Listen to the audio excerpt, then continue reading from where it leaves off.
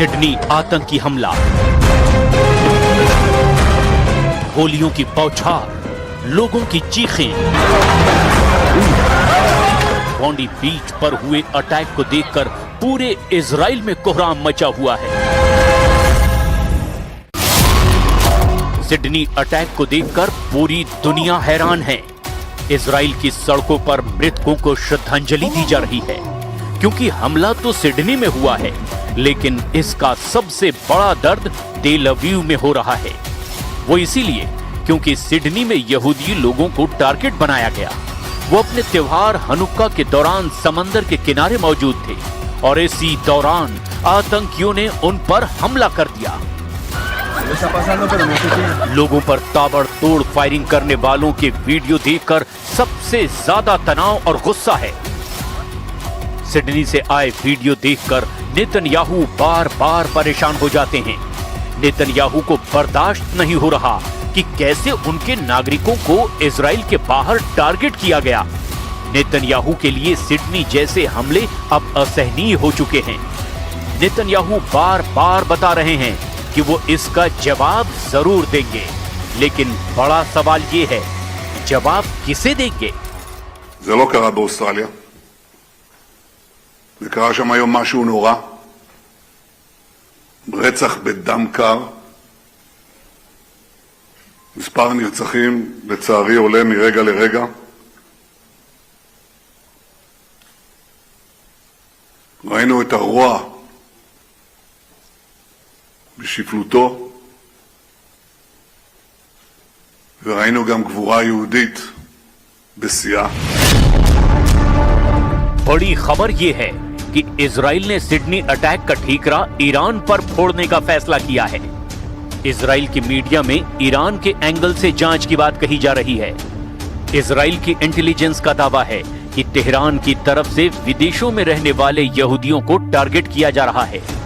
हमले के लिए हथियार सप्लाई किए जा रहे हैं और सोशल मीडिया के जरिए हमलों के लिए भड़काया जा रहा है। यानी नेतन्याहू अपने सबसे बड़े दुश्मन ईरान को सिडनी आतंकी हमले के लिए जिम्मेदार बताकर कुछ बहुत बड़ा करने की तैयारी कर रहे हैं।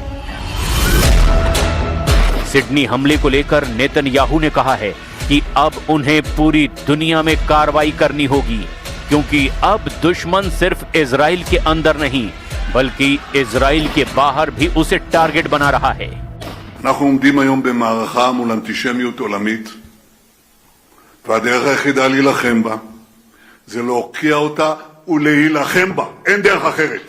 זה מה שאנחנו עושים במדינת ישראל.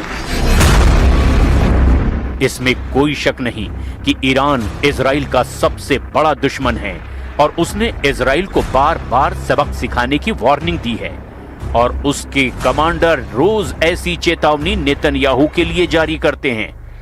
लेकिन सिडनी में हुए हमले को लेकर ईरान की तरफ से क्या कहा गया है, ये जरा गौर से समझिएगा। ईरान के विदेश मंत्रालय ने एक बयान जारी करके कहा कि ईरान सिडनी में हुए आतंकी हमले की निंदा करता है। आतंकवाद और लोगों की हत्या कहीं भी हो, ये पूरी तरह नामंजूर और निंदनीय है। यानी ईरान ने साफ साफ कह दिया कि उसे इस हमले में मारे गए लोगों से हमदर्दी है।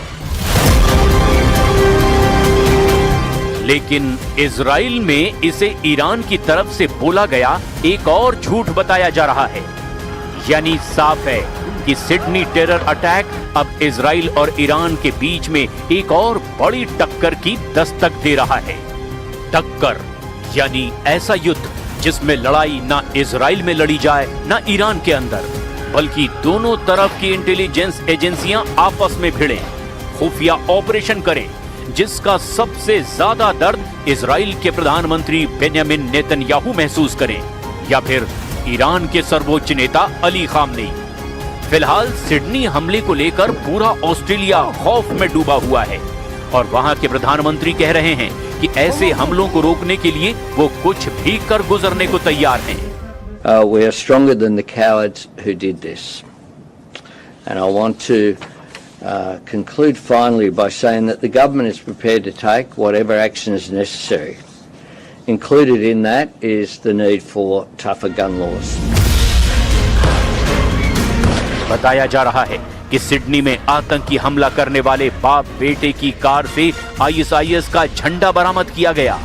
यानी सिडनी टेरर अटैक के पीछे आईएसआईएस की विचारधारा।